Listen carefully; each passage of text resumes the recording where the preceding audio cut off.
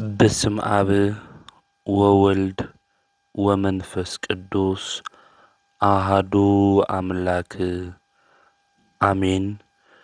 ክርስቶስ ተንሥአ እሙታን በዐቢይ ኃይል ወሥልጣን አሰሮ ለሰይጣን አግዓዞ ለአዳም ሰላም እምይእዜሰ ኮነ ፍስሐ ወሰላም። ክርስቶስ ብዓብይ ስልጣን ካብ መቃብር በኩሩ ኮይኑ ተንሲኡ ትንሳኤና ድማ አውጅልና እዩ። ናብዚ ክቡር ዕለት እዚ ዘብፅሐና ናይ አቦታትና አምላክ ቅዱስ እግዚአብሔር ስሙ ዝተኸበረን ዝተመስገነን ይኹን። ኣብ መላእ ዓለም ኮይንኩም እዚ መንፈሳዊ ሚድያ እዚ እትከታተሉ ስድራ እግዚአብሔር ሰላም እግዚአብሔር ምስ ኩላትኩም ይኹን። እንኳዕ ናብ ሊቀ መላእክት ቅዱስ ሚካኤል ወርሓዊ በዓል ብሰላም አብፅሐኩም አብፅሐና። ብኦርቶዶክሳዊት ተዋህዶ ቤተ ክርስቲያን ሎሚ ሚያዝያ 12 ካብ ናኽብሮም ክብረ በዓላት ሓደ ናይ ሊቀ መላእክት ቅዱስ ሚካኤል በዓል እዩ። በዚ ዕለት እዚ ሚያዝያ 12 መልአኩ ቅዱስ ሚካኤል ናብ ነቢዩ ቅዱስ ኤርምያስ ተላኢኹ ኣብ ጸባብን ረግረግን ጉድጓድ ውሽጢ ሳዲቅያስ ንጉስ አሲርዎ ነይሩ እዩ። ንነቢዩ ኤርምያስ ናፍቲ ንጉስ ኸይዱ አቤሜሌክ ንክወፅእ እቲ ናይ እግዚአብሔር ነቢይ ለሚኑ። እዚ መልአክ እዚ ቅዱስ ሚካኤል ድማ ረዲእዎ ሓጊዝዎ ነቢዩ ኤርምያስ ካብቲ ተኣሲሩሉ ዝነበረ ጸቢብን ረግረግን ቦታ ዝወፅአሉ ዕለት እዩ።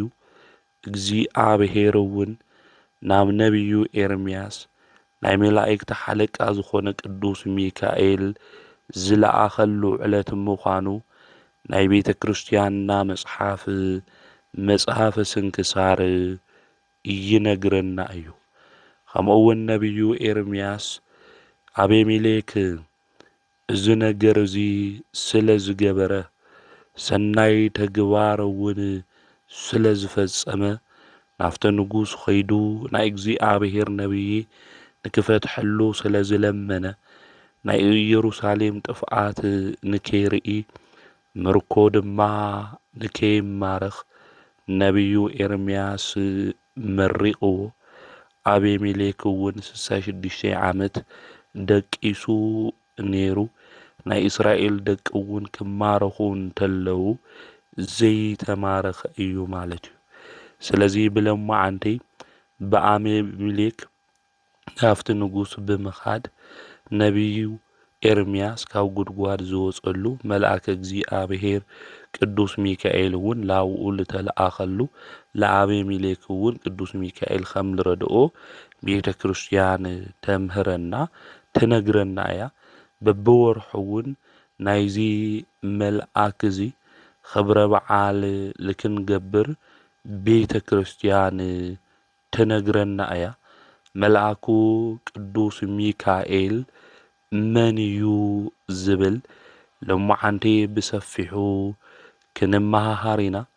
አምላኽና ቅዱስ እግዚአብሔር ሚስጥሩና ጥበቡ ንኹልና ንክገልጸልና ቅዱስ ፍቃዱ ይኹነልና። እዚ ትምህርቲ እውን ናብ ኩሉ ምእንቲ ክበጽሕ ሼር ግበርዎ ኢኹም።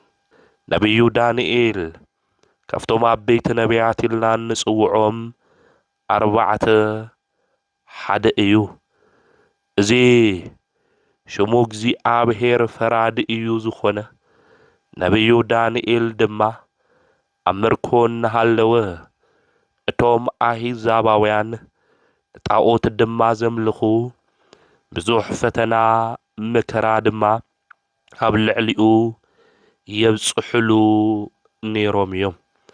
ብፍላይ ንእስራኤል ሓደ መዓልቲ እውን እዚ ነቢዩ እዚ ጸሎት ገይሩ ጸሎቱ ድማ ንከይስማዕ ዝዓፀወ ናይ ጸልመት ገዛኢ ከም ዝነበረ መልአከ እግዚአብሔር ሓለቃ መላእክቲ ቅዱስ ሚካኤል ናብኡ ክመጽእ እንተሎ ድማ እቲ በሪ ዓፂው ዝነበረ ናይ ጸልማት ገዛኢ ከም ዝተባረረ ቅዱስ መጽሓፍ ይነግረና እዩ።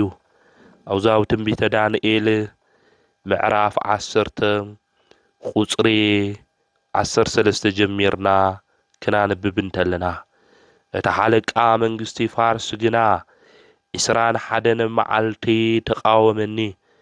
እነሆ ከዓ ሓደ ካብቶም ዋናታት ኣሕሉቕ ሚካኤል ክሕግዘኒ መጽአ እዩ ዝብል። ቅዱስ ሚካኤል ክመጽእ እንተሎ መንገዲ ዓፂው ዝነበረ ናይ ጸልማት ሓይሊ ድማ ተበተነ። ዝተዓጽኦ ናይ ጸሎት በር ድማ ተኸፈተ። ምኽንያቱ መልአኩ ቅዱስ ሚካኤል ካብቶም ዋናታት ኣሕሉቕ ሓደ ስለ ዝኾነ ክረድኦ ድማ ናብኡ ምስ መጸ እቲ ዝቃወሞ ዝነበረ ካብኡ ከም ዝተወገደ ቅዱስ መጽሓፍ ክናንብብ እንተለና ክንርድኦ ክንፈልጦ ይግብአና። ስለዚ ነቢዩ ዳንኤል ብዘይካ ሚካኤል ዝረድአኒ የለን እናበለ እዩ ዝናገር። ቅዱስ ሚካኤል ሓለቃ መላእክቲ እዩ። ኣብ ኢዮር ኤረር ራማ ዘለዉ መላእክቲ ሓለቅኦም ኾይኑ ዝተሾመ ናይ መላእክቲ ሓለቃ እዚ መልአክ እዚ እዩ። ዝተሸከሞ ሽም ድማ ሓይሊ ዘለዎ እዩ።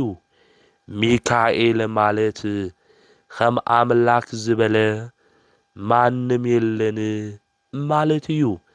መኑ ከም እግዚአብሔር ዝበለ ማንም የለን ማለት እዩ። በባህሪው ሞት ዘይብሉ በመንግስቱ ሕልፈት ዘይብሉ ከም እግዚአብሔር ዝበለ ማንም የለን። ፍጥረቱ ዝፈቱ በባህሪው ፍቅሪ ዝኾነ ከም እግዚአብሔር ዝበለ ማንም የለን። በባህሪው የዋህ ይቅር ዝብል ርህሩህ ዝኾነ ከም እግዚአብሔር ዝበለ ማንም የለን። ናይ ሓያላን ሓያል ናይ ኣማልክቲ ድማ ኣምላኽ ናይ ነገስታት ንጉስ ከም እግዚአብሔር ዝበለ ማንም የለን። እዚ ሹም እዚ ዝተሸከመ መልአኩ ቅዱስ ሚካኤል እዩ። ኣብ ኦሪት ዘዳግም ምዕራፍ 33 ቁጽሪ 26 ክናነብብ እንተለና ኣምላክ ዝመስሎ የለን እዩ ዝብል። መኑ ይመስለከ እምነ ኣማልክት እግዚአብሔር ዝመስሎ ማንም የለን ወገናተይ። እዚ ሹም እዚ ዝተሸከመ እዚ መልአክ እዚ ቅዱስ ሚካኤል እዩ። እዚ መልአክ እዚ ትሑት መልአክ እዩ። ትሕትንኡ ንመላእክቲ እውን ዘድንቕ እዩ። ሳጥናኤል ደሓረ ሰይጣን ዝተባሃለ ናይ መላእክቲ ድማ ሓለቃ ዝነበረ ኣሃዜ መንጦላኢት ገይሩ እግዚአብሔር ዝፈጠሮ ሳጥናኤል ቁሩበ መለኮት ዝነበረ ምሳሓተ ብሓሶት መንገድን ብትዕቢትን ምስ ተጓዓዘ መልአኩ ቅዱስ ሚካኤል ብትሕትና ርእሱ ትሕት ኣቢሉ ንሱ ኣነ እየ ፈጣሪኹም ክብል እንተሎ ሰይጣን ከም እግዚኣብሔር ዝበለ ማንም የለን ኢሉ መልአኩ ቅዱስ ሚካኤል ተናጊሩ እዩ። ናይ ሰይጣን ትዕቢት ናብ ጸልማት ክድብርዮ እንተሎ ናይ ቅዱስ ሚካኤል ትሕትና ግን ናብ ዝለዓለ ክብሪ ኣብጽሕዎ ሊቀ መላእክት ገይሩ እግዚኣብሔር ሸይምዎ እዩ። እዚ መልአክ እዚ ዓይኑ ዘርግብ ክንፉ ዘመብረቅ ሚካኤል ሓመልማለ ወርቅ ክንዝምር እንተለና መዝሙርና እውን እንዝምሮ እዚ እዩ። ሚካኤል ዓይኑ ከም ርግቢ የዋህ ከም ዝኾነት ኩሉ ናባና ናብ ደቁ ቅዱስ ሚካኤል ክርኢ እንተሎ ከም ርግቢት ብፍቕሪ ዓይኒ እዩ ዝርኤና። ክንፉ ድማ ዘመብረቅ እዩ፣ ግርምኡ ድማ ዘፍርሕ ብርቱዕ መልአክ እዩ። ነበልባላዊ ሓዊ ይመስል ኢሉ እዩ ሊቁ ቅዱስ ያሬድ እውን ዝነግረና።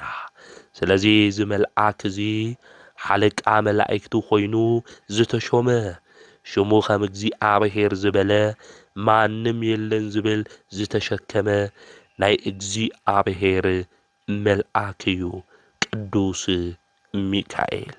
እዚ መልአክ እዚ በብሉይ ኪዳን ብሓዱሽ ኪዳን ንእግዚኣብሔር ንዝፈርሑ ደቂ ሰባት ዝሕግዝ ዝሰፍር ናይ እግዚኣብሔር መልአክ እዩ። ልበ ኣምላክ ዳዊት ይተኣየን መልአክ እግዚኣብሔር ኣውደሙ ለእለ ይፈርሁ ወያድህኖሙ።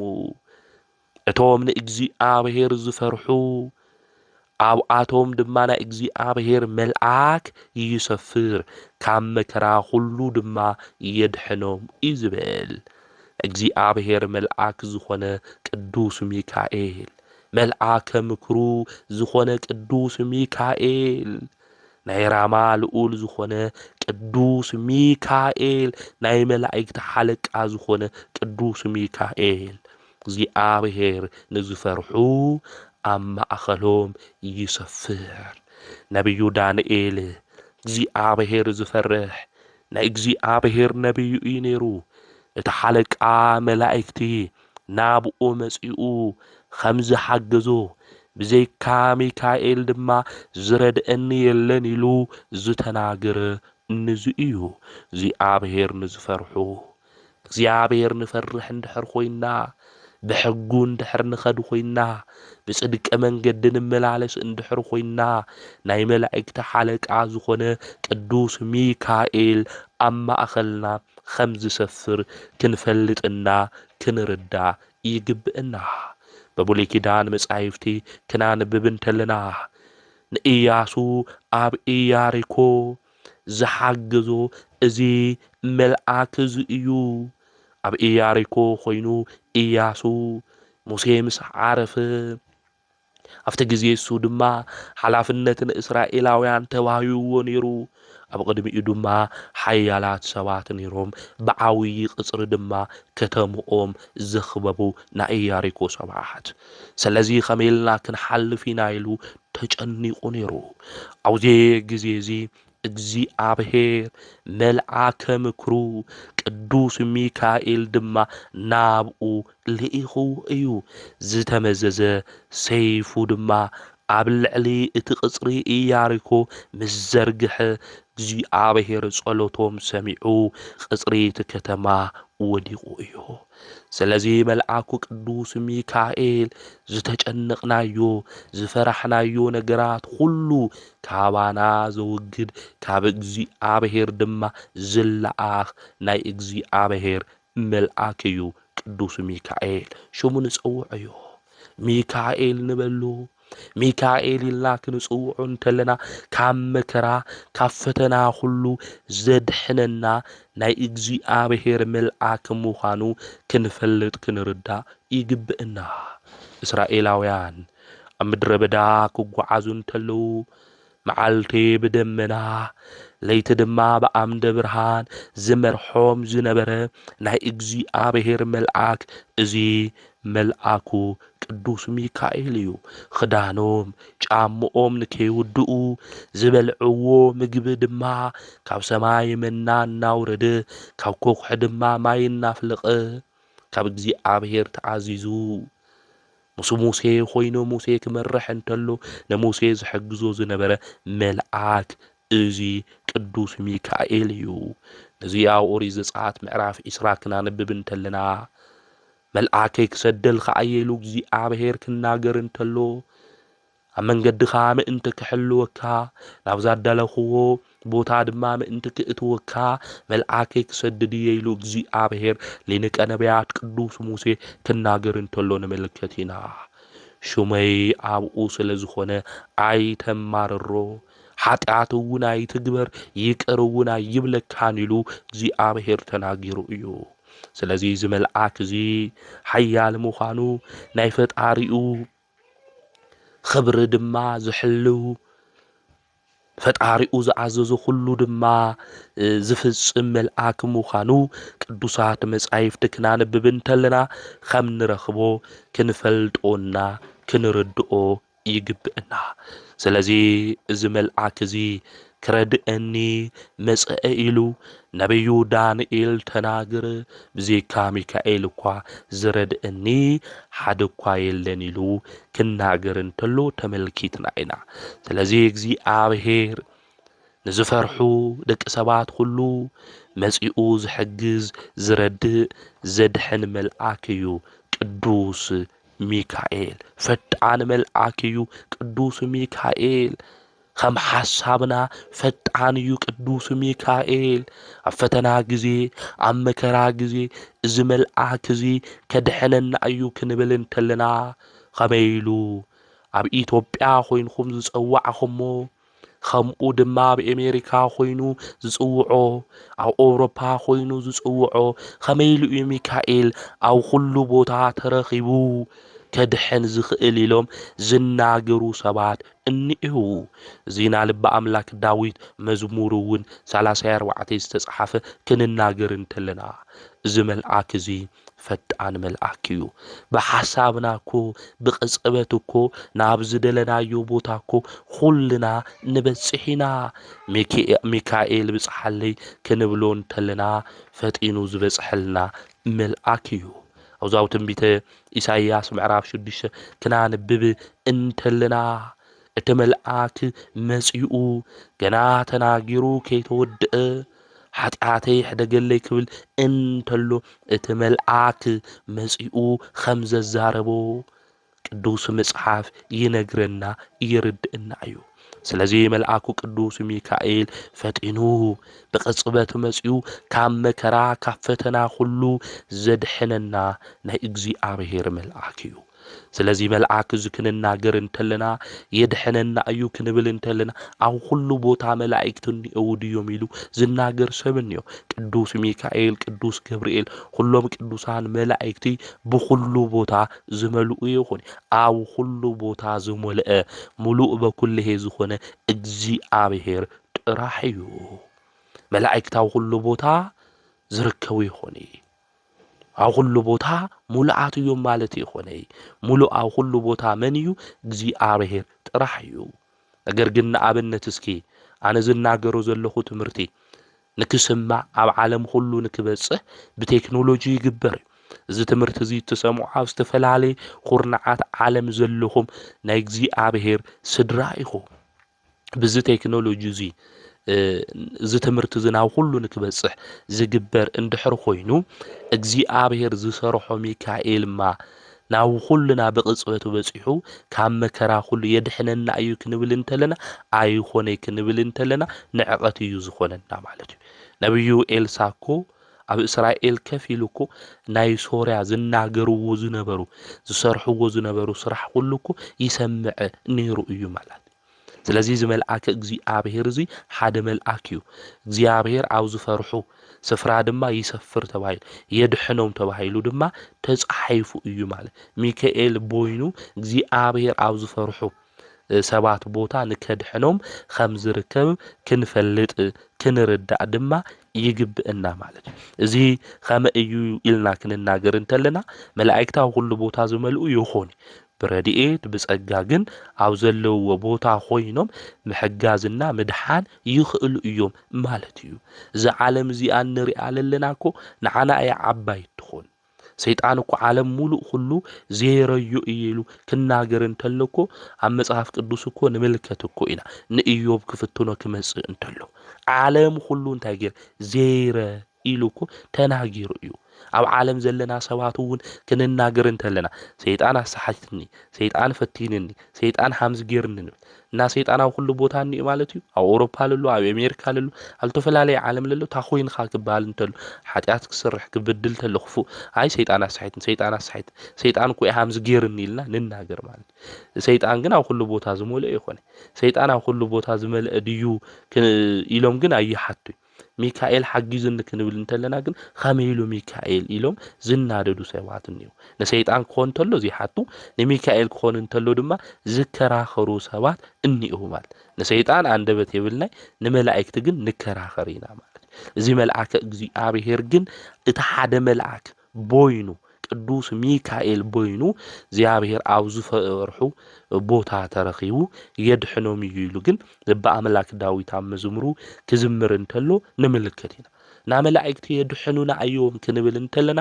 ምስ ናይ ክርስቶስ ምድሓን ድማ ሓደ ዝገብሩ ሰባት እንዩ ናይ ክርስቶስ ምድሓን ማንም ክገብሮ ዘይኽእል እዩ ኣብ መስቀል ተሰቂሉ ስለ ኃጢአትናን ስለ በደልናን ኢሉ ዝሞተ እዩ ንሱ አምላኽና ኢየሱስ ክርስቶስ ማለት እዩ ምድሓን እግዚአብሔር ናይ ባህሪኡ ገንዘብ እዩ ካልኦት ፍጡራን የድሕኑዶ እንድሕሪልና እወ ብመን ኃይሊ ብእግዚአብሔር ኃይሊ የድሕኑ ፍጡራን ብበዓሎም ከድሕኑ ኣይኽእሉ ምድሓን ዝኽእሉ ግና ምድሓን ናይ ባህሪ ገንዘብ ዝኾነ ብእግዚአብሔር ሹም ግን የድሕኑ እዮም አውዛብ ግብረ ሐዋርያት ምዕራፍ 3 እውን ክናንብብ ተለና ቅዱስ ጴጥሮስ እና ቅዱስ ዮሐንስ ናብ ቤተ መቅደስ ክጽልዩ ክኸዱ እንተለው ኣብኡ ዝልምን ዝነበረ ሰውነቱ እውን ሰሊሉ ዝነበረ ሰብ ናባና ጠምቱ እኮ ኢሎም እኮ ብሩሩን ወርቅን የብልናን በናዝሬቱ በኢየሱስ ግና ተልዓል ተመላለስ ኢሎም ወይ ተላዓይሉ ድሒኑ ምስኦም ንማ ናብ ቤተ መቅደስ አትዩ እግዚአብሔር አመስግኑ ኸመይ ጌርኩም አድሒንኩም ትበሃሉ እንተለው ምድሓን ብኻሊ ብማንም የለን ርእሰ ማዕዘን ብዝኾነ በኢየሱስ ክርስቶስ እዩ ዘድሐናዩ ብመንሹም እዩ ብኻሊ የለን ኢሎም እዮም ተናገሩ ቅዱስ ጴጥሮስ እውን ክሕተት እንተሎ በኢየሱስ ክርስቶስ ሹም ኢል እዩ ተናገሩ ስለዚህ ጴጥሮስ አድሒንዶ እወ ብመንሹም በኢየሱስ ክርስቶስ ሚካኤል የድሕንዶ እወ ብመንሹም በኢየሱስ ክርስቶስ ብኻሊ ዝብል ንድንግል ማርያም ከምኡ ድማ ንቅዱስ ሚካኤል ዝህውን እዩ ቅዱሳን እኮ ኻሊ ይኾኑ ወገናት ምድሓን ብኻሊ ብማንም የለይ እንድሕነ ዝተወሃበና ስም እኮ ኢሎም ይናገር ልክዕዩ ምድሓን ብኻሊ የለይ በኢየሱስ ክርስቶስ እዩ ድንግል ማርያም ተማልደና ያ በረከታ ረድኤታ ምሳና በመንሹሚና ሁሉ ነገር ድንግል ማርያም ትገብ በወዳ በኢየሱስ ክርስቶስ ሹም እኮ ያትገበር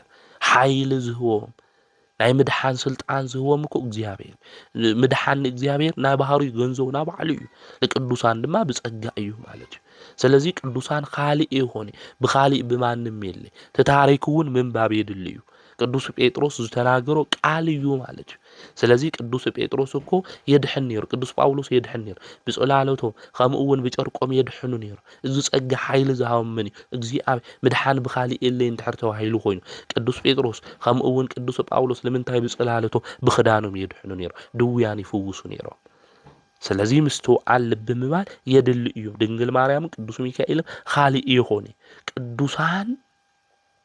ቅዱሳን ናይ እግዚአብሔር ገንዘብ እዩ አገልግልቱ እዮም እዚ ኢና ክንፈልጦ ዝግብአና ስለዚህ ብኻሊ ምድሓን የለይ ክበሃል እንተሎ ብትኻሊ ዝጽውዕዎ መጽሐፍ ዝግልውጡ ኮኸው ዝቆጽሩ ከም ዝንገብር ኢና ዝብሉ ብኡ ይኾነ ንሕና ዘድሕናዩ እቲ ንስኻትኩም ዝነዓቕኩም መድሓኒት ዝኾነ በኢየሱስ ክርስቶስ ሹሚና ድሕና ኢሉ ቅዱስ ጴጥሮስ ተናገሩ ስለዚህ ቅዱሳን በእግዚአብሔር ሹም የድሕኑ እዮም እግዚአብሔር ብዘይ ቅዱሳን የድሕን እዩ ቅዱሳን ግን ብዘይ እግዚአብሔር ሹም አይድሕኑ ስለዚህ መልአከ እግዚአብሔር ኣብ እግዚኣብሔር ኣብ ዝፈርሑ ስፍራ ይሰፍር ከምኡ እውን ካብ መከረኦም የድሕኖም ኢሉ ዝተናገረ ልበ ኣምላክ ዳዊት ንዙ ምዃኑ ክንስተውዕል ክንርዳእ ይግብአና ማለት ስለዚ ቅዱስ ሚካኤል ካብ ኣምላኽ ብዝተዋሃበካ ስልጣን ኣድሕነኒ ኢልና ንጽልይ ኢና ማለት እዩ ሰይጣን እኮ ለሚኑ እኮ ተሰሚዑ እኮ እዩ ንኢዮብ ንክፍትኖ እኮ እግዚአብሔር ሰ የዋህ ዝኾነ ቅዱስ ሚካኤል ብሽሙ ትንጽውዕ እንተለና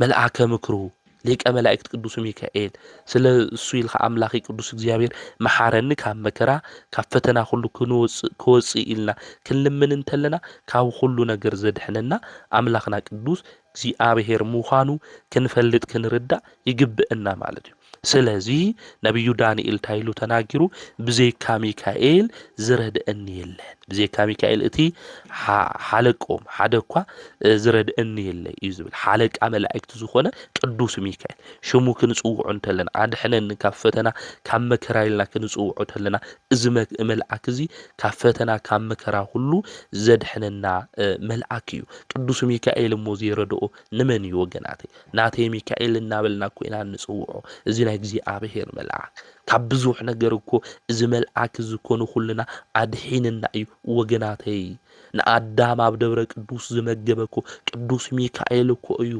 ኣዳምን ሔዋንን ዘተዓረቀ እዚ መልአክ እዚ እዩ መስዋዕተ አቤል ዘረገ ቅዱስ ሚካኤል እዩ ሄኖክ ካብ ዓይኒ ሞት ዝሰወሮ እዚ መልአክ እዚ እዩ ኖህ መርከብ ንክሰርሕ ዝረድኦ ቅዱስ ሚካኤል እዩ ፍጥረታት ናብ መርከብ ንክኣትዉ ዝሓገዞ ንኖህ እዚ መልአክ እዚ እዩ አብርሃም ካብ ነገስታት ንክድሕን ዝገበሮ እዚ መልአክ እዚ እዩ ይስሐቅ ካብ ምሕራድ ኣድሒኑ ናይ መስዋዕቲ በጊዕ ዘቕረበ ካብ እግዚአብሔር ዝተልአኸ መልአክ እዚ ቅዱስ ሚካኤል እዩ ያዕቆብ ኣብ ስደቱ ዝሓለዎ ኤፍሬምን ምናሴን ዝባረኸ ዓብይ ድንቅ መልአክ ቅዱስ ሚካኤል እዩ ንኹልና እዚ መልአክ እዚ ይሓልወና ዮሴፍ ኣብ ግብፂ ሞገስን ክብርን ረኺቡን ክሽየም ዝገበሮ እዚ መልአክ እዚ እዩ ሙሴ ካብ ግብፃውያን ኣዋልድቲ ኢድ ዝሰወረ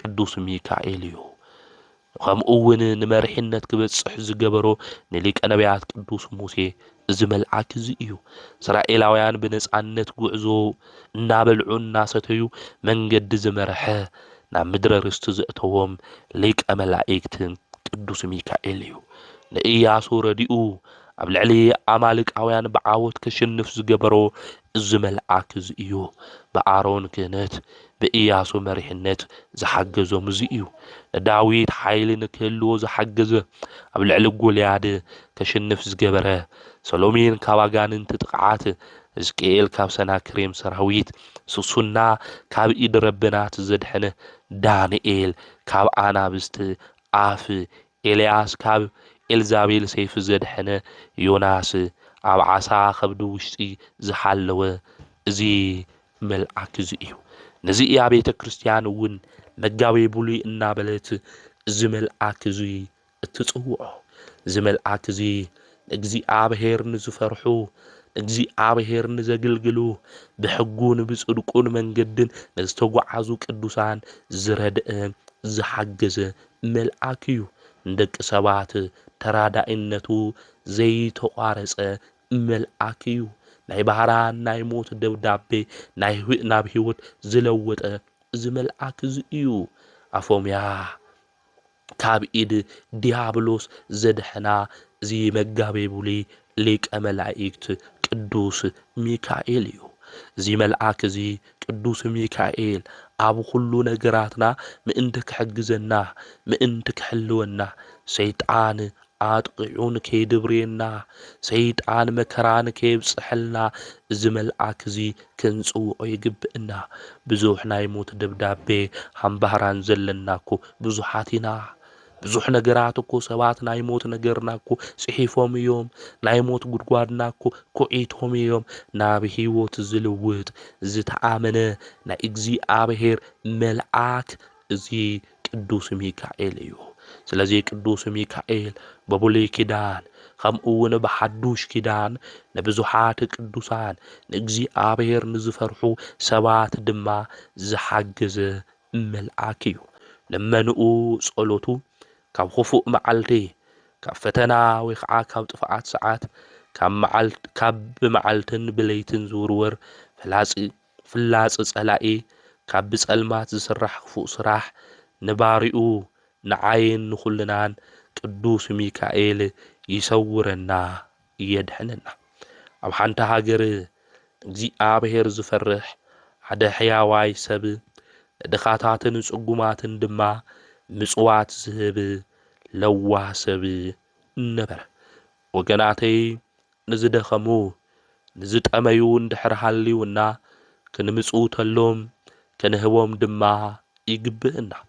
ኣብዚ ግዜ እዚ መዓልቲ ዝከሓዶም ሳንቲም ኣብ ጅብኦም ዘይብሎም ብጠሜት ሓለንጋ ዝግረፉ ወገናትና ብዙሓት እኒአው እዮም። ብዘለና ዓቕሚ ንኹሉ ክንሕግዞም ይግብአና። በዓል እውን ክበጽሕ እንተሎ ካሊእ እናበልዐ ንሳቶም እናሓዘኑ እናቆዘሙ ፈጣሪኦም ንከይማረሩ ከምኡ እውን ንምንታይ ኣምላኸይ እናበሉ ከይሓዝኑ ነዞም ሰባት እዚኦም ብዝከኣለና ኩሉ ክንገብር ክንሰርሕ እውን ይግብአና። ስለዚ እዚ ሰብ እዚ እግዚአብሔር ዝፈርሕ ንድኻታትን ንጽጉማትን ምጽዋት ዝህብ ለዋህ ሰብ እዩ። ንድኻታት ነብልዕ እንድሕር ኮይና ንምጽውት ድማ እንድሕር ኮይና ዝኸፍለና እግዚአብሔር እዩ። ንድኻታት ነብልዕ እንድሕር ኮይና ንእግዚአብሔር ኢና ነልቅሖ ዘለና።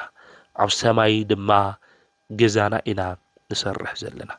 ስለዚ ብዝከኣለና ብዘለና ነገር ሁሉ ክንህብ ይግብአን። ለኣምላኽና ንእግዚአብሔር እኮ ንልምኖ ኮይና ሃበና ንብል ኢና። ሂብና ለይንህብ እንድሕር ኮይና ግን ንኽልኽል እንድሕር ኮይና ግን መን ይሃቦም ለኦምስ? ስለዚ ንባዕልና ከይተጎሳቆልና ንባዕልና ከይጎደለና ካፍታ ለለትና ብዓቕምና ክንህብ ይግብአና ማለት እዩ። ሃም ክርስቲያን መጠን እንሰምዖ ንሪኦ ዘለና ብጥሜት ሓለንጋ ተገሪፎም ናጥሜት በትሩ እውን ወቂዕዎም ዝሞቱ ዘለዉ ወገናትና ብዙሓት እዮም ማለት። ስለዚ ብዝከኣለና ኩሉ ክንገብር ክንሰርሕ ይግብአና ማለት እዩ። እና እዚ ሰብ እዚ እግዚአብሔር ፈሪሑን ድኻታት ንጽጉማት ድማ ዝምጽውት የዋህ ሰብ እዩ ነይሩ። ናይ መላእክቲ ሓለቃ ቅዱስ ሚካኤል ልመና ተስፋ ብምግባር በብወርሑ ኣብ ዕለት 12 ናይ ሊቀ መላእክቲ ቅዱስ ሚካኤል በዓል ዝኽሪ ጸበል ይገብር ነበር። እዚ ሰብ እዚ ናይ ሕርሻ ስራሕ ዝሰርሕ ሓረስታ እዩ ነይሩ። ብድሕሪ እዚ ኩሉ ድማ ሓደ ዓመት ኣብቲ ዓዲ ኣዝመራ ጠፍአ፣ ዝናብ ስለዘይዘነበ ማለት እዩ። እቲ ንእግዚአብሔር ዝፈርሕ ሰብኣይ ድማ ናይ መላእክቲ ሓለቃ ቅዱስ ሚካኤል በዓል ዝኽሪ ጸበል እንታይ ከም ዝገብር እንታይ ዝገብር ኢሉ ሓሰበ። ከምኡ እውን ድኻ ጾሙ ዝሓድር ምንም ዘይብሉ ድማ ኾነ። ኣብ ገዝኡ እውን ምንም ዝብላዕ ነገር ሓደ ነገር እየነበረይ። ጥሜት ከቢድ እዩ ወገናተይ። ጥሜት ኣብ ገዛኻ ውሽጢ ኣትዩ ንሰባት ንክትልምን ብጣዕሚ ከቢድ እዩ። ኣብ ገዛኹም ጥሜት ይእተው። ኣብ ገዛኹም ናይ ጸገም ነገራት ናይ ሽግር ሁሉ ኣይምጻኹም። ቅዱስ ሚካኤል ካብ ጸገም ካብ ሽግር ሁሉ ወገናት የውጽኹም። ሰብ ምልማን ከቢድ እዩ። ርእስኻ ክተድንን እንተለኻ ቅንዒልኻ ሓዊ ዝኾነ ገጾም ተመልኪትኻ ሃበን ምባል ወገናተይ ከቢድ እዩ። ስለዚ እዚ ሰብ እዚ ሓረስታይ ኮይኑ ዳሕና ዝነበረ ሰብ እዩ ነይሩ። ካብ ባዕሉ ሓሊፉ ንኻልኦት ዝምጽውትና ዝህብ እዩ ነይሩ። ነገር ግን ጥሜት መጺኡ ድማ ኣብ ገዝኡ ዝብላዕ ነገር እየነበሮ እየ። እቲ ትማሊ ንድኻታት ኢዱ ዝዝርግሕ ዝነበረ ሰብ ኸዚ ዝብላዕ ሲኢኑ ናብ ካልኦት ኢዱ ዝዝርግሕ ኾነ። ኣብ ኢድ ሰበይቱ ደቁ ወገናተይ፣ ኣብ ኢድ ሰብ ጠሚኩም፣ ኣብ ኢድ ሰብ ሲኢንኩም እግዚኣብሔር ያይውድቕኩም። ጸሎትኩም ክኾን ዝግብኦ እውን እዚ እዩ። ገጽ ሰብ ተርእየኒ ኢድ ሰብ ኣይተርእየኒ ኣምላኸይ ክንብል ይግብአና። ስለዚ እዚ ሰብ እዚ ናይ ቅዱስ ሚካኤል ዝኽሪ ጸበል ብምንታይ ክሕልፎ በለ? ጎዲልዎ እዩ።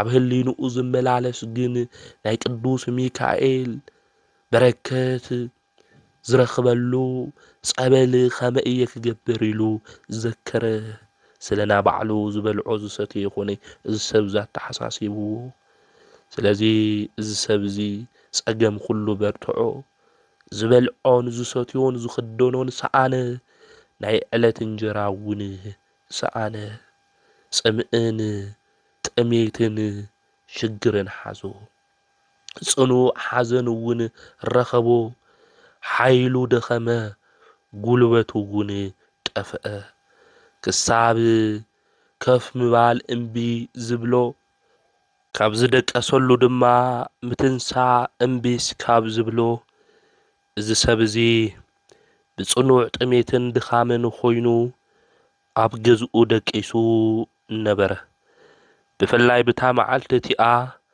ከም ዝሞተ ሰው ኮይኑ ደቅሰ ብታ ሰዓት እቲኣ እቲ ንኹሉ ደቂ ሰባት ምሕረት ዝልምን ናይ መላእክቲ ሓለቃ ቅዱስ ሚካኤል ቀልጢፉ ናብኡ መጸ ነቢዩ ዳንኤል እውን ዝረድአኒ ቅዱስ ሚካኤል ቀልጢፉ ናባይ መጸ ኢሉ ከም ዝተናገረ ናትና ነገር ሁሉ ክንውድእ እንተለና ደኺምና ድማ ተስፋ ክንቆርጽ እንተለና ተስፋ ንከይንቆርጽ ካብ እግዚአብሔር ድማ ተላኢኹ ናባና ዝመጽእ ናይ እግዚአብሔር መልአክ ቅዱስ ሚካኤል እዩ ስለዚ እዚ ሰብ እዚ ሓይሉ ስኢኑ ደኺሙ ኣብ ዓራቱ ደቂሱ ምልዓል እምቢስ ካብ ዝብሎ ደቂሱ እናሃለወ ቅዱስ ሚካኤል ናብኡ መጸ ቅዱስ ሚካኤል ብለዋሃቱ ንደቂ ሰባት ተኣዛዚ ያውነቱ እውን ወሰን ዘይብሉ ስለ ዝኾነ ንሰብ እውን ተገሊጽሉ ኣረጋግዖ ኣጽናዕንዖ መልአኩ ቅዱስ ሚካኤል ዝሓዘና ገዛ ዓጺውና እንበኪ ዘለና ዝተሸገርና ዝተጸገምና እንታይ ክበልዕ እየ ደቀይስ እንታይ ከብልዖም እየ ኢልና እንሓዝን ዘለና ወገናት ሁሉ እዚ መልአክ ዝመጺኡ ንኹልና የጽናዕንዐና የረጋግዐና ቅዱስ ሚካኤል ከም ዝበሎ ኦ ዝኽረይ በዓለይ መዘከርታይ ትገብረለይ ፍትወይ ንምንታይ ትሓዝን ንምንታይ ስትጉሂ ጽባሕ ሓንጊኻ ተስእ ልቦናኻ ይጽናዕ ሓይልኻ እውን ኣይድኸም ናብ ገምገብ ባሕሪ ቀልጢፍካ ኽድ ንመርበብካ እውን ናብ ባሕሪ ዘርግሖ ዓብዪ ዓሳ እውን ክእትወልካ ክትሓዘልካ እዩ እግዚአብሔር ድማ ክብርን ብልዕን ካብኡ ክበካ እዩ ካብ ውሽጡ ብዙሕ በረከት ክትረክብ ኢኻ ኣነ እውን ካባኻ ኣይፍለይን ምሳኻ ክነብር እየ ሱቕ እውን ኣይብልን ፈጺመ ኣብ ሽግርካ ኣይድብሬካን ሓይሊ እግዚአብሔር ንዘለዓለም ምሳኻ ይንበር በሎ እዚ ምስ በሎ መልአኩ ቅዱስ ሚካኤል ና መላእክቲ ሓለቃ ካብኡ ተሰዊሩ ናብ ሰማያት ዓረገ ከመይ ደስ ልብል ቃል እዩ ወገናተይ ምሳኻ እየ መልአኩ ቅዱስ ሚካኤል ና መላእክቲ ሓለቃ ቅዱስ ሚካኤል ምሳኻ እየ እግዚአብሔር እውን ምሳኻ እዩ እትበልዖ ነገር ሁሉ እግዚአብሔር ክበካ እዩ ኢሉ ናይ ሓጉስና ናይ ብስራት ቃል ንዚ ሰብ እዚ ተናገረ ቅዱስ ሚካኤል ብቃል ኪዳኑ ዝኣመነ ቅዱስ ሚካኤል ዝኽሩ ዝገበረ ሚካኤል ሚካኤል ኢሉ ንዝጸውዐ ወገናተይ ቅዱስ ሚካኤል ይፍለዮን ቅዱስ ሚካኤል ብበረከትን ብምሕረት እግዚአብሔርን ናባና ከም ዝመጽእ ምፍላጥና ምርዳእ እየድል እዩ እዚ ሰብ ዝደኺሙ እዩ ዘሎ ሰብ ተስፋ ቆሪጹ ከም ዝሞት ሰው ኮይኑ ምትንሳእ እምቢሉ ኣብ ዓራት እዩ ዘሎ ሓይሊ እግዚአብሔር ግን ምሳኻ ክኾን ኢልዎ ሓይሊ እግዚአብሔር ክበሃወካ እዩ ናብ ገምገም ባሕሪ ድማ ኽድ መርበብካ ድማ ናብ ባሕሪ ክትድብሪ እንተለኻ ዓብዪ ዓሳ እግዚአብሔር ክበካ እዩ ካብኡ ድማ በረከት ትረክብ ኢኻ በሎ ከምዚ ዝብል ደስ ዝብል ናይ ብስራት ቃል እግዚአብሔር ንኹልና ይስምዐና ወገናተይ ዝሓዘና ሁሉ እንበኪ ዘለና ሁሉ እግዚአብሔር አምላክ ድሕር ገዲም ዝበኸኹሞ ዝሓዘንኹሞ ነገር ሁሉ ሰሚዐ እየ ኢሉ መልአኩ ቅዱስ ሚካኤል ልኢኹ ናይ ሓጎስ ቃል ንኹላትና ይስምዐና ወገናተይ። ስለዚ ሰብዚ ካብ ድቃሱ ተበራቢሩ እዚ ነገር እዚ ካብ እግዚአብሔር ምዃኑ ፈሊጡ ወጋሕታ ምስ ኾነ ሓይሊ ረኺቡ ተሲኡ እቲ ደኺሙ ዝነበረ ዘብርትዕ እግዚአብሔር እዩ ወገናተይ። ሓይሊ ዝህብ እግዚአብሔር እዩ። ወዲቐ ተሰቢረ ኢልና ተስፋ ይንቁርጽ ናብኡ ንለምን ሓይሊ ብዝህበኒ ብክርስቶስ ኩሉ ክኽእሎ እየ ከም ዝበለ ቅዱስ ጳውሎስ ኩሉ ዘኽእል ሓይሊ ዝህብ እግዚአብሔር እዩ። እግዚአብሔር መልአክ ቅዱስ ሚካኤል ከም ዝተዛረቦ ድማ ዝሰብዚ ናብ ገምገም ባሕሪ ቀልጢፉ ኸይዱ ናብቲ ባሕሪ ድማ መርበቡ ዘርግሐ ናይ መላእክቲ ሓለቃ ቅዱስ ሚካኤል ከም ነገሮ ዓብዪ ዓሳ ተተሓዘሉ ኣፉ ምስ ከፈቶ ከዓ ዝጸረየን ከምኡውን ዘንጸባርቕ ወርቂ ድማ ረኸበ። ብዚ ድማ ኣዝዩ ተሓጎሰ ደስ በሎ ንእግዚአብሔር ድማ ኣመስግነ። እግዚአብሔር ክበካ እንተሎ ወገናተይ ከምዚ እዩ። ሰብዚ ዝበልዖ ዝሰትዮ ግዝያዊ ዝኾነ ነገሩ ናይ ቅዱስ ሚካኤል ድማ ዝኽሪ ዝገብረሉ ጸበል ዝገብረሉ እዩ እዚ ደልዩ ነይሩ። እግዚአብሔር ግን ብከምዚ ገይሩ ብበረከት እንታይ ገይርዎ ባሪኽዎ ማለት እዩ። ከዛ ኣብ ገዛና ምንም የለይ ኢልና እንበኪ እንበልዖ እንሰትዮ ዝሰኣና ሁሉ እግዚአብሔር አምላኽ ቅዱስ ሚካኤል ልኢኹ ብዝበረከት እዚ ንክጉብነየና ቅዱስ ፍቃዱ ይኹነልና። ስለዚ ሰብዚ ንእግዚአብሔር ኣመስግን። ንሕና እኮ ለሚና እግዚአብሔር ክበና እንተለኩ ምምስጋን እምቢ ዝበለና እኮ ብዙሓት ገንዘብ እግዚአብሔር ንልምኖሞ እግዚአብሔር ገንዘብ ምስ ሃበና ዳመስተን ንኸድ ዳም መዝናነይ ቦታ ንኸድ ላብ ለይረብሕ ቦታ ንኸድ እኮ ብዙሓት እግዚአብሔር ዝበልናዮ ነገር ሁሉ ክገብረልና እንተሎ ናብ ቤተ መቅደሱ እንመጽእ ሽሙ ንጽውዕ እናመስግን እንደይ ሰባት ንኾን ወገናተይ። ስለዚ ምስተውዓል ልቢ ምባል የድሊ السبز እግዚአብሔር ምስሃቦ ለአምላኹ ቅዱስ እግዚአብሔር አመስግኑ። ናይ መላእክት ሓለቃ ቅዱስ ሚካኤል ቃልውን ዘኪሩ ኣብ ጽኑዕ ጸገምና ሽግር ይነሩ። ሽግሩ ሁሉ ግን ከም ዝሓልፍ እቲ መልአክ ነጊርዎ እዩ። ዘይሓልፍ ጸገም ዘይሓልፍ ሽግር ወገናተይ የለይ። ለማዓንቲ ዝመጸና መከራ ለማዓንቲ ዝመጸና ሽግራት ሁሉ ይሓልፍ እዩ። ዝሕልፎ አምላኽና ቅዱስ እግዚአብሔር እዩ። ለማዓንቲ ጥራሕና ረአና ተስፋና ቆርጽና እቲ ተስፋ ዝቆርጽ አምላኽና ቅዱስ እግዚአብሔር እንሕዝን ብዙሓት ንኢና ኢና። ስለዚ ምስተውዓል ብምባል የድል እዩ። ሰይጣን እውን ኣብ ህይወትና ካብ ዘምጽኦ ፈተና ተሓደ ጭንቀትን ብስጭትን ካብኡ ሓሊፉ ድማ ተስፋ ልክንቆርጽ እዩ። ትርጉም ከም ዘይብልና ገይሩ እዩ ዝሕስበና። ትርጉም እንኤና እዩ ክርስቶስ ብደሙ ዝገዝአና ናቱ ኢና ንሕና። ስለዚ ተስፋ እንኤና እዩ። ህይወትና ተስፋና መን እዩ ተተባሃለ መድኃኒት ንሱ ኢየሱስ ክርስቶስ እዩ። ንሱ ሞይቱ ንዓና ህይወት ይብና ዋጋ ከፊልልና እዩ። ናይ በዓልና ድማ ይኾንናይ ወገናተይ። ስለዚ ብሰውነትና አምላኽና ቅዱስ እግዚአብሔር አኽቢርና ቀዲስና ንዑ ተስፋ ጌርና ክንጽበዮ እምበር ተስፋ ቆሪጽና ብዘይረብሕ መንገዲ ተጓዒዝና ለነፍስና ንስጋናን ዘይጠቅም ተግባራት ክንፍጽም ኣይግብእናይ። ልክዕ እዩ ኣብ ዘድክም ዓለም ኢና ኒና ሽግር ኣብ ዝመልኦ ዓለም ኢና ኒና ኢድና ሒዙ ከሻግረና ዝኽእል ነገራትና ሁሉ ከስተኻኸል ዝኽእል አምላኽ ንሱ ቅዱስ እግዚአብሔር እዩ። መልአኩ ልኢኹ ካብ ፈተና ሁሉ ድማ አምላኽና ቅዱስ እግዚአብሔር የድሕነና እዩ።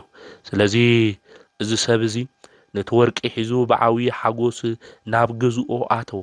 ካብቲ ዝረኸቦ ወርቂ ከዓ ናይ መላእክቲ ሓለቃ ቅዱስ ሚካኤል ስእሊ ብጽቡቕ መልክዕ ወይ ከዓ ሽልማት ኣውቂቡ ኣስርሐ። ነቲ ምስሊ ድማ ብዓብዪ ክብሪ ኣብ ዝርከብ ቦታ ኣብ ቅዱስ ቤተ ክርስቲያን ውሽጢ ሰቂሉ ኣቐመጦ። ክሳብ ዕለቱ ሞቱ ድማ ኣብ ነፍሱ ወከፍ ወርሒ ዕለት 12 ናይ መላእክቲ ሓለቃ ቅዱስ ሚካኤል ዝኽሪ ምግባር ኣያቋረጸን ማለት እዩ። ስለዚ እግዚአብሔር አምላኽና ዝኾነ ነገር ክገብረልና እንተሎ እግዚአብሔር አምላኽና ዝለመናዩ ነገር ክበና እንተሎ ኣስራት ክነውጽእ ይግብአና። ንእግዚአብሔር ዝኾነ ንእግዚአብሔር ንቄሳር ዝኾነ ድማ ንቄሳር። ስለዚ ንእግዚአብሔር ነገር ክንኸፍ ንእግዚአብሔር ዝኾነ ነገር ክንህብ እዩ ዝግብአን። ስና እግዚአብሔር ዝኾነ ነገር ዘይንኸፍል ዘይንህብ ብዙሓት ሰባት ስለለል ልተገበረሉ ነገር ሰብዚ መሊሱ ንኣምላኹ ንቅዱስ እግዚአብሔር ነቲ ሓያል መልአክ ዝኾነ መልአከ ምክሩ ዝኾነ ንቅዱስ ሚካኤል መጋቤ ብሉይ ድማ ስእሊ ኣድሒኑ ብጽቡቕ ኣስሪሑ ማለት እዩ ብጽቡቕ እንታይ ገይሩ ማለት እዩ ኣብቲ ቤተ ክርስቲያን ሰቂልዎ እዚ ሰብ እዚ ማለት እዩ ስለዚ መልአኩ ቅዱስ ሚካኤል ብዚ መንገዲ እዚ ነቶም ንእግዚአብሔር ዝፈርሑ ኣብኡ ሰፊሩ ዘድሕን መልአክ ምዃኑ ኩልና ክንፈልጥ ክንርዳእ ይግብእና ማለት ስለዚ ኣብዛ ዓለም እዚኣ ክንነብር እንተለና ብብዙሕ ጭንቀት እያ እዛ ዓለም እዚኣ ተመሊኣ እዚ ቪድዮ እዚ ክንርኢ እንተለና ኣብ ሆስፒታል ኮይና ክንኾን ንኽእል ኢና ከምኡ እውን ኣብ ስደት ብሕታውነት ኮይና ብናፍቆት እናተቃጸልና ክኾን ይኽእል እዩ ምንም ሰብ ክረድአና ኣብ ዘይኽእል ሕቡእ መከራ ውሽጢ ክንኾን ንኽእል ሕቡእ ሓዘን ውሽጢ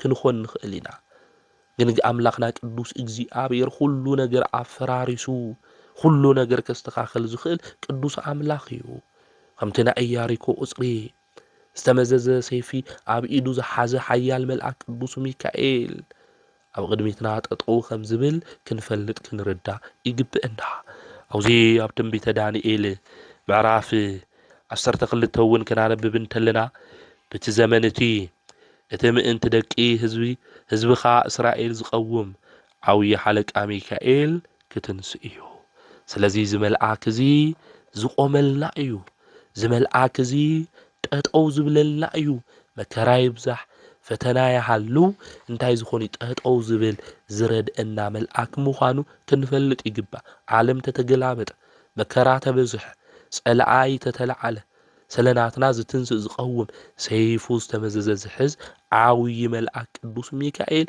ሱቕ ኣይብልህን ዝበጽሐልና ዝረድአና ዝሕግዘና መልአክ ምዃኑ ክንፈልጥ ክንርዳእ ይግብአና ስለዚ ኣብ ሕማም ከምኡ እውን ተስፋ ምቑራጽ ብዙሕ ኣብ ሽግር ክንህሊ ንኽእል ኢና ስለዚ እዚ መልአክ ሓለቃ ቅዱስ ሚካኤል ግን እዞም ነገራት እዚኦም ሁሉ ዘፍርሰሉ ስልጣን ኣምላኽ ቅዱስ እግዚአብሔር ከም ዝሃቦ ክንፈልጥ ክንርዳእ ይግብአና ማለት እዚ መልአክ እዚ ድማ ጸሎትና ብወርቂ ጽንሑ ሒዙ ንብዓትና ሁሉ ኣኪቡ ኣብ ቅድሚ እግዚአብሔር ዘቕርብ መልአክ እዩ ዝበኸናዮ ዝሓዘናዮ ነገራት ሁሉ እንታይ ዝግብ ኣብ ቅድሚ እግዚአብሔር ዘብጽሕ መልአክ እዩ ፈጣሪኡ ድማ ንቅዱስ ሚካኤል ይፈትዎ እዩ ገጹ ድማ ኣይምልሰሉ ስለዚ ሽግርና ንሰብ ካብ ምንጋር ነዚ ሩህሩህ ዝኾነ መልአክ ንቅዱስ ሚካኤል ክንናገሮ ይግብአና ክረድአኒ ክሕግዘኒ ዝመልአክ ዝመጺኡ ኢሉ እውን ተናጊሩ ነብዩ ዳንኤል ብዘይካ ሚካኤል ሓደ እኳ ዝረድአኒ የለን ኢሉ ስለዚ ዝረድአና ዝሕግዘና እዚ መልአክ እዚ ምዃኑ ናይ ምሕረት መልእኽተኛ እዩ እዚ መልአክ እዚ ናይ ሰላም ነገር ናይ በረከት ነገር መልሲ ሒዙ ናብ ገዛና ዝመጽእ ናብ ናብራና ናብ ህይወትና ዝመጽእ ናይ እግዚአብሔር መልአክ እዩ እዚ ቅዱስ ሚካኤል እዚ ስለዚ እዚ መልአክ እዚ እስራኤላውያን ዝመርሕ እዩ ብእግዚአብሔር ሓይሊ ባሕሪ ዝኸፈለ እዩ ማዕበል ጸጥ ክብል ድማ ዝገበረ እዩ እዚ መልአክ እዚ ካብ እግዚአብሔር ተኣሲሱ ንዱራታ ኦስውን ዝረድኦ ዝመልአክ እዚ እዩ ስለዚ ዝጎደለና ዝጠፍአና ነገር ሁሉ በበረከት ዝመልአና እዚ መልአክ እዚ ቅዱስ ሚካኤል ምዃኑ ክንፈልጥ ይግብአና ቅዱስ ሚካኤል ኣብ ህይወትና ብዙሕ ነገር ንሕድሕድና ገይርልና እዩ ትንስእን እንተለና ነገራት ሁሉ ክጎድለና እንተሎ ሰባት ገጾም ከዝሩልና እንተሎ ክኸፍአና እንተሎ ሚካኤል ኣቦይ ዘዕበኻ ንመልአኽ ኢልና ክንጸልይ እንተለና ቀልጢፉ በጽሕልና እዩ ቅዱስ ሚካኤል ተዘርዚሩ ዘይውዳእ ብዙሕ ነገር ኣብ ህይወትና እዚ መልአክ እዚ ንኹልና በጽሑ ካብቲ መከራ ካብቲ ሽግርሱ ክንወጽእ ገይርና እዩ ስለዚ ቅዱስ ሚካኤል ዝተመዘዘ ሰይፊ ዝሓዘ እዩ ኣብ ገዛና ዘለው ናይ ክፍኣት ቁጽሪ እውን ይቁረጸልና ካብ ክፉ ካብ ድንገተኛ መከራ ሞት ድማ ንኹልና ይሰውረና እዚ መልአክ እዚ ቅዱስ ሚካኤል በብሉይ ኪዳን በሐዱሽ ኪዳን ንዝነበሩ ኣቦታትና ኣዴታትና ንእግዚአብሔር ዝፈርሑ ኣብቲ ቦታ እሱ ዝሰፍር ናይ እግዚአብሔር መልአክ ምዃኑ ክንፈልጥ ክንርዳእ ይግብአና። ንሕና እውን ንእግዚአብሔር እንፈርሕ ሁልና እዚ መልአክ እዚ ከም ዝሰፍር እዚ መልአክ እዚ ድማ ካብ መከራ ሁሉ ከም ዘድሕነና ክንፈልጦ ክንርድኦ ይግብአና ማለት እዩ። ስለዚ እዚ መልአክ እዚ በረከቱ ረድኤቱ ኣማላድነቱ ምስ ኩልና ህዝበ ክርስቲያን ይኹን። ቅዱስ ሚካኤል ኢልና ፀዊዕና ድማ ካብ ፈተና ካብ ሞት ሁሉ ልክንድሕን ንኣምላኽና ናይ እግዚአብሔር ቅዱስ ፍቃድ ይኹነልና። ከምኡ እውን ሎሚ ሚያዝያ 12 መጽሓፈ ስንክሳር ክናነብብ እንተለና ኣባ ሳሙኤል ዘቆየፃ በዓለ ዕረፍቶም እዩ። እዞም ጻዲቅ እዚኦም ናይ አቡነ መድኃኒነ እግዚእ ደቀ መዝሙር እዮም። ካብቶም 7 ከዋኽብቲ ኢልና እንጽውዖም ቅዱሳን እውን ሓደ እዮም። እዞም ቅዱስ እዚኦም ብፍላይ ናብ ደብረ በንኮል ኣትዮም ምስ 6 ኣዕርኽቶም ናይ ዓለም እዚኣ ነገር ኒዒቆም ዝመነኑ እዮም። አቡነ ሳሙኤል ዘዋልድባ፣ አቡነ ሳሙኤል ዘጣሪጣና አቡነ ሳሙኤል ዘቆየፃ እዮም ማለት እዩ። ካልኦት እውን ዕርኽቶም ነይሮሞም ናብቲ ገዳም እሱ ኣትዮም ናይ ምናኔ ምስጢርን ተጋድሎን ኣጽኒዖም መንኩሶም እዮም። ክምንኩሱ እንተለዉ እውን ብርሃን ወሪድሎም እዩ። ናይዚኣቶም ኩሎም መምህር ድማ ጻዲቁ አቡነ መድኃኒነ እግዚእ ዘደብረ በንኮል እዮም። ስለዚ ብዚ ጻዲቅ እዚ መምህሮም ተማሂሮም ናገልግሎት ክለኣኹን እንተለዉ ናብ ቆየፃ እዩ በፂሕዎም አቡነ ሳሙኤል። ብጾምን ብጸሎትን ድማ ተጊሆም ስብከት ወንጌል እውን ኣስፋሕፊሖም ብዙሓት ደቀ መዛሙርቱ እውን ኣብቲ ዘመኖም ኣፍርዮም እዮም። ብፍላይ አቡነ ሳሙኤል ዘቆየፃ ቅዱሳት መጻሕፍቲ ይጽሕፉ ነይሮም እዮም። ኣብቲ ግዜ እሱ 72 ከዋኽብቲ ወይ ከዓ 70 ዲቃናት ካብ ዝበሃሉ ኣበው ብምዃን 4ቲኡ ወንጌል ብብራና ብፍሉይ ተገይሩ ንክጽሓፍ ገይሮም እዮም። ኣብ መቃብር እውን ወሲዶም ከቕምጥዎ እንተለዉ 211 ሰባት ካብ ሙታን ተላዒሎም እዮም። መን ኣልዒልኩም ክበሃሉ እንተለዉ ኣምላከ ጻድቃን ወሰማይት ወአምላከ ሳሙኤል ጻዲቅ ኢሎም መስኪሮም እዮም ማለት እዩ። ስለዚ እዚ ወንጌል እዚ ክጽሕፉ እንተለዉ ቅዱሳን መላእክቲ እውን ረዲኦሞም እዮም። ጻዲቁ ኣባ ሳሙኤል ዘቆየፃ ካብ ብዙሕ ድኻምን ተጋድሎን ብለማዓንቲ ኣብ ገዳሞም ዓሪፎም እዮም። መቃብሮም እውን 5 ነብርታት እዮም ኩዒቶምሎም ተቐቢሮም ማለት እዩ። ስለዚ እዞም ቅዱስ እዚኦም ብለማዓንቲ ሚያዝያ 12 በዓለ ዕረፍቶም እዩ። ናይዞም ቅዱስ እዚኦም በረከቶም ረድኤቶም ኣማላድነቶም ምስ ኩልና ህዝበ ክርስቲያን ይኹን። ከምኡ እውን ብለማዓንቲ መጽሓፈ ስንክሳር ክናነብብ እንተለና ሚያዝያ 12 ኤጲስቆጶስ ኣባ እለእስክንድሮስ ዘኢየሩሳሌም በዓለ ዕረፍቶም እዩ። እዞም ቅዱስ እዚኦም ኣቐዲሞም ብኮፖዶቅያ ዓዲ ኤጲስቆጶስ ተሾይሞም ዝነበሩ እዮም። ዝኸበሩ ቦታታት ተሳሊሞም በረከት ተቐቢሎም ናብ ዓዶም ንክምለሱ ናብ ኢየሩሳሌም ኸይዶም እዮም። ኣብ ኢየሩሳሌም ድማ በርኪሶስ ዝበሃል 110 ዓመት ዝገበረ ጻዲቕ ሰብ ነበረ።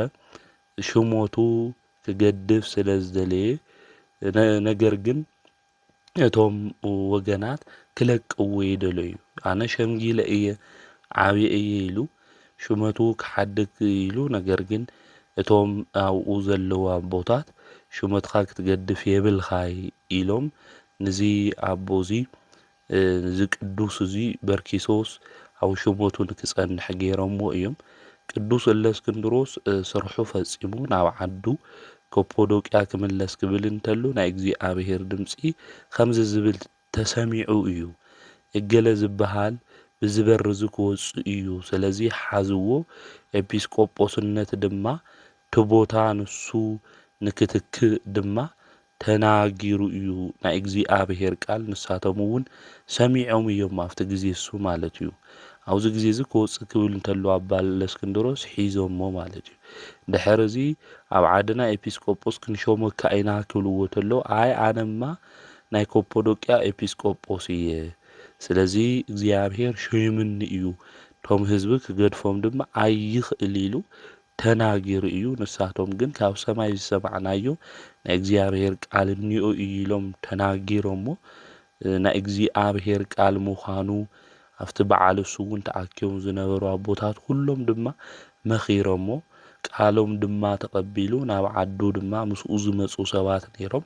ናብ ቆጶዶቅያ ማለት እዩ መልእኽቲ ልኢኹ እዩ፣ ይቅርታ ግበሩለይ፣ ባባይ ተሕዘኑ፣ ካሊእ ኤጲስቆጶስ ባባይ ቦታ ተክኡ ኢሉ መልእኽቲ ልኢኹሎም እዩ። ድሕሪ እዚ ን5 ዓመት ናባ በርኪሶስ እናተራድኦ እናሓገዞ ተቐሚጡ እዩ። እዚ ኣቦ እዚ ኣቦ ኣባ በርኪሶስ ድማ ሸምጊሉ ስለ ዝነበረ ዓረፈ ማለት እዩ። ኣባ እለእስክንድሮስ እውን ነቲ ዝነበረ ናይ ሽሞት ቦታ ተቐቢሉ ከም ሃዋርያት ብሰናይ ኣተሓላልዋ ነቶም ህዝቢ ብጽድቂ መንገዲ ንክኸዱ ይሕልዎም ነይሩ እዩ። ድሕሪ እዚ መክስሚያኖስ ክሓደ ንጉስ እዩ ነጊሱ። ነዚ ኣቦ እዚ ሒዙ ድማ ብዓይነቱ ፍሉይ ዝኾነ ስቅያት ኣብ ልዕሊኡ ኣብፂሕሉ እዩ። እምቢ ክብሎ እንተሎ ምክንያቱ ንጣዖታት መስዋእቲ ተቕርብ እዩ ድብሎ ነይሩ። ነዚ ኣቦ እዚ እምቢ ምስ በሎ እንታይ ክገብር ከም ዘለዎ ንክሓስብ ኣብ እስር ቤት እውን ኣሲርዎ እዩ። ጎይታና መድሓኒትና ንሱ ኢየሱስ ክርስቶስ ድማ ነዚ ክሓደ ንጉስ ፈጢኑ ኣጥፊእዎ እዩ። እለእስክንድሮስ ኣቦ እውን ካብ እስር ቤት ወፂኡ እዩ። ገርዲያኖስን ዝበሃል እውን ነጊሱ ሰላምን ጸጥታን ድማ ኮይኑሎም እዩ። ነቶም ክርስቲያን ንእሽተይ ግዜ እውን ካብ መከርኦም ኣዕሪፎም እዮም። እዚ ንጉስ እዚ ምስ ነገሰ ብዙሕ እውን የጸንሐ እዚ ንጉስ እዚ ዓሪፉ ፊልጶስ ዝበሃል ኣማን እውን ነጊሱ። ንሱ እውን ኣብ ቤት ማእሰርቲ ዘለዉ ምእመናን ኩሎም ንክፍትሑ ሰላም ድማ ንክኾን ገይሩ እዩ። ድሕሪ እዚ ከሓዲ ዳኪዎስ እዩ ተላዒሉ፣ ፊልጶስ ቀቲሉ መንግስቱ ወሲዱ እሱ እዩ ነጊሱ። ንክርስቲያን እውን ብጣዕሚ መከራ ኣብፂሕሎም ኣሳቂዎም እዩ። ነዚ ኣቦ እዚ ሒዙ እውን ብዙሕ ስቅያት ብዙሕ መከራ ኣብፂሕሉ ናይ ቤተ ክርስቲያን ሊቃውንቲ እውን ጽኑዕ ዝኾነ ስቃይ ኣብፂሕሎም እዩ። ናይ ትንሣኤ ጎይታ ዝኾነ መድሓኒት ንሱ ኢየሱስ ክርስቶስ የንክሕዲ ትንሣኤና ህይወትና ንሱ እዩ ኢሎም ስለ ዝሰበኹ እዩ ማለት እዩ። ስለዚ ነዚ ኣቦ እዚ እውን እዚ ስቃይ እዚ ዘብፅሐሉ ዘሎ ኣምላኹ ቅዱስ እግዚኣብሔር ኣይክሕዲ ስለ ዝበለ ንምእመናን እውን ብክርስትና ሃይማኖቶም ክርስቶስ ብምእማኖም ክጸንዑ ከም ዝግብኦም ይመክሮምን የጽናዕንዖምን ነይሩ እዩ ማለት። ስለዚ ብበትሪ ገይሩ ጎኑ ኣዕጽምቱ እስካብ ዝስበር ብዙሕ ስቅያት እዩ ኣብ ልዕሊኡ ኣውፅሒሉ። ካብ እስር ቤት እውን ንክጉተት ገይርዎ ብዙሕ ስቅያት ኣብ ልዕሊኡ ንክበጽሕ ገይሩሉ እዩ። ብሎማዓንቲ ድማ እዚ ኩሉ መከራታት እዚ ተዓጊሱ እዚ ኣቦ እዚ ብሎማዓንቲ በዓለ ዕረፍቱ እዩ ሚያዝያ 12 ማለት እዩ። ስለዚ እዚ ቅዱስ ኣቦ እዚ ኣምላኸይ ቅዱስ እግዚኣብሔር የክሕድ ኢሉ ንምእመናን እውን የጽናዕንዖም ስለ ዝነበረ እንዳየናይ ተጋድሎኦም ጽንዓቶም ምምልካት የድሊ። ንሕና እውን ብክርስትና እምነት ክንጓዓዝ እንተለና ናይ እግዚኣብሔር መልኣክ መጺኡ እውን ኣብ ዙርያና ክሰፍር እንድሕር ደሊና ኮይንና እምነትና ብሓቂ ንኣምን ክንኾን ይግበአና ልተለኣመናሉ ነገር ሁሉ እውን ፈተና መከራ እንድሕር መፅኡ ብፅንዓት ብትዕግስቲ ኮይንና እንጓዓዝ ክንኾን እዩ ዝግብአና ማለት ናይ ክርስትና ተግባር እውን ናይ ሃይማኖትና ተግባር ሰናይ ዝተባሃለ ተግባር ሁሉ እውን ክንፍጽም እዩ ዝግበአና እዚ ኣቦ እዚ ብጎይታ ብኢየሱስ ክርስቶስ ተኣሚኑ እዩ ብጎይታ ብኢየሱስ ክርስቶስ ተኣሚኑ ኣገልግሎቱ ሁሉ ዝፈጸመ ቅዱስ ኣቦ እዩ ተቐጥቂጡ እዩ ብዙሕ መከራ በፂሕዎ እዩ እዚ ብትዕግስቲ ድማ ዝሓለፈ ቅዱስ ኣቦ እዩ እሞ ናዚ ኣቦ እዚ በረከቱ ረድኤቱ ኣማላድነቱ ምስ ኩልና ህዝበ ክርስቲያን ይኹን ዘምሃረና ዝገሰጸና ናይ ኣቦታትና ኣምላክ ቅዱስ እግዚአብሔር ስሙ ዝተኸበረን ዝተመስገነን ይኹን ወስብሐት ለእግዚአብሔር ወወላዲቱ ድንግል ወለመስቀሉ ክቡር